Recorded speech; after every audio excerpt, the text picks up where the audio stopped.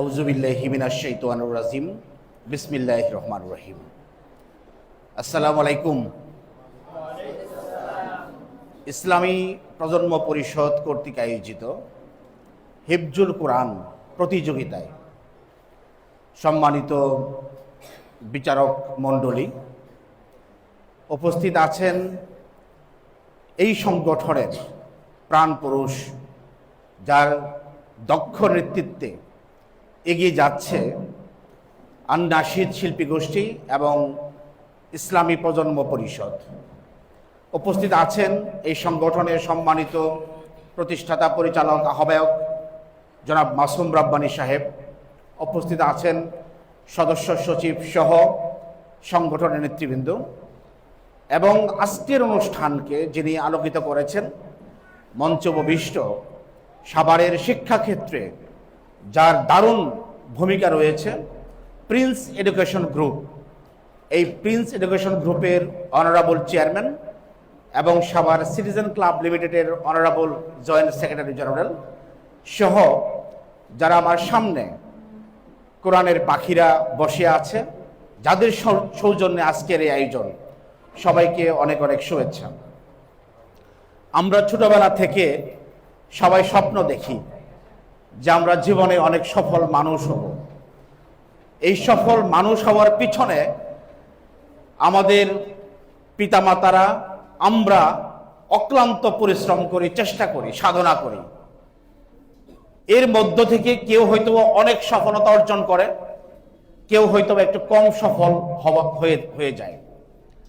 তো যারা সফল হয়ে যায় তারা মনে করে যে আমি দুনিয়ার সব কিছু আমি পেয়ে গেছি, সুতরাং আমি একটা পরিপূর্ণ মানুষ, সফল মানুষ। কিন্তু একটা সফল মানুষের সংজ্ঞা কি আসলেই তার জীবনের সে একটা ভালো চাকরি পেল, ভালো ব্যবসায়ী হলো, অনেক টাকা পয়সা অর্জন করলো, এর মধ্যেই সীমাবদ্ধ? একটা সফল মানুষের মধ্যে শুধু টাকা পয়সা থাকলেই সে সফল মানুষ নয়, শুধু ভালো চাকরি পেলেই সে সফল মানুষ নয়, ভালো সফল ব্যবসায়ী হলেই সে সফল মানুষ নয়। আমরা যারা ছোটবেলায় স্বপ্ন দেখি যে আমরা ডাক্তার হব, ইঞ্জিনিয়ার হব, ব্যারিস্টার হব, হাফেজ হব, মাওলানা হব, মুফতি হব, আমাদের কোনো কিছুই হতে অসুবিধা নাই, কারণ আমাদের সমাজের জন্য প্রত্যেকটা পদ পদবি জরুরি।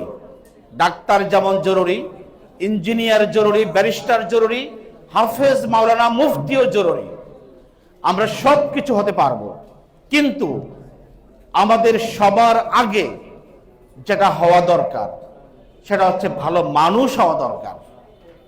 আমরা যারা স্বপ্ন দেখি, যারা তোমরা স্বপ্ন দেখছো যে তোমরা দেশ বরেণ্য আলেম হবে, দেশ বরেণ্য হাফেজ, মুফতি হবে, তোমাদের হাত ধরে, তোমাদের মাধ্যমে ইসলামের জয় হবে আরো তীব্র গতিতে, তোমাদের মাধ্যমে আরো যারা মানুষ আছে তারাও ইসলামের ছায়াতলে আসার সুযোগ পাবে।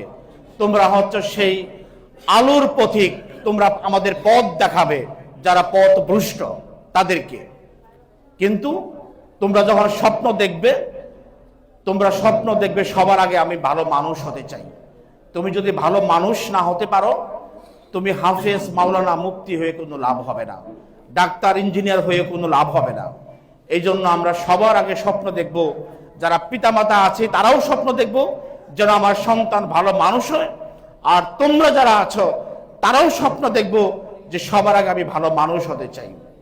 আমরা যখন ডিসেম্বর মাস আসে, পিতামাতারা, তোমরা যারা স্কুলে মাদ্রাসায় পড়াশোনা করো, আমরা খুব অধীরভাবে প্রতীক্ষা করি যে আমাদের সন্তানেরা ভালো রেজাল্ট করলো কিনা। আমরা মনে করি যে ফার্স্ট, সেকেন্ড, থার্ড হলেই আমার সন্তান মেধাবী হয়ে গেল, আমার সন্তান অনেক বড় কিছু হয়ে গেল। কিন্তু তোমাকে যেমন মেধাবী সন্তান বলা হবে ভালো রেজাল্ট করলে, কিন্তু আমি চাই তোমরা দক্ষ এবং যোগ্য মানুষ হও। মেধাবী তো বটেই, মেধাবী সন্তানের পাশাপাশি, ছাত্রর পাশাপাশি তোমরা দক্ষ এবং যোগ্য হবে। দক্ষ এবং যোগ্য তোমরা কিভাবে হবে? তোমরা পাঠ্যপুস্তকে পড়াশোনা করছো, ভালো রেজাল্ট করছো, তোমরা মেধাবী সন্তান হিসাবে গড়ে উঠছো। কিন্তু এই যে প্রতিযোগিতা, এই প্রতিযোগিতা তোমাকে চ্যালেঞ্জের মুখোমুখি করে দিচ্ছে, তোমার যোগ্যতার মাপকাঠি নির্ধারণ করে দিচ্ছে যে তুমি কতটা যোগ্য আর কতটা দক্ষ। এই প্রতিযোগিতার মাধ্যমে তুমি নিজেকে যাচাই করবার সুযোগ পাচ্ছ, তুমি কতটা ওর থেকে পিছিয়ে পড়ে আছো, তোমাকে সামনে এগিয়ে আসতে হবে। এই জন্য আমাদের পড়াশোনার পাশাপাশি এক্সট্রা কারিকুলামস, কু কারিকুলামস যেগুলো আছে, বিশেষ করে খেলাধুলা তোমরা অবশ্যই করবার চেষ্টা করবে। কারণ সুস্থ শরীর সুস্থ মন, তোমার যদি সুস্থ শরীর না থাকে তোমার সুস্থ মন তুমি পাবে না। সুস্থ মন যদি তুমি না পারো তাহলে তুমি ভালো কিছু করতেও পারবে না। এই জন্য খেলাধুলার কোনো বিকল্প নাই। স্কুল, কলেজ, বিশ্ববিদ্যালয়, মাদ্রাসা প্রত্যেকটা সেক্টরে খেলাধুলার কিন্তু সুযোগ সুবিধা আছে, তোমরা করবার চেষ্টা করবে। তোমরা এই যে প্রতিযোগিতামূলক অনুষ্ঠান, তোমরা কেরাত প্রতিযোগিতা, কোরআন তেলাওয়াত প্রতিযোগিতা, হামনাত প্রতিযোগিতা, যখন যেখানে সুযোগ পাবে তোমরা এগুলোতে অংশগ্রহণ করবার চেষ্টা করবে।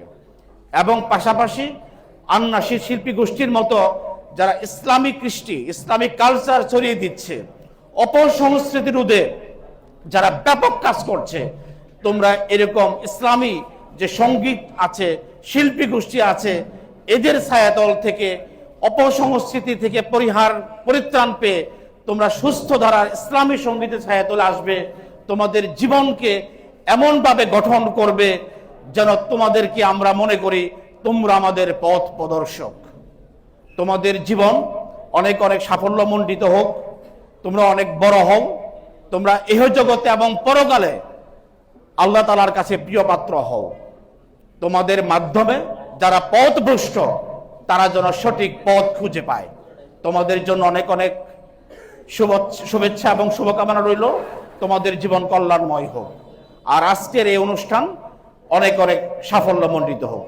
আসসালামু আলাইকুম ওয়া রাহমাতুল্লাহি ওয়া বারাকাতুহু।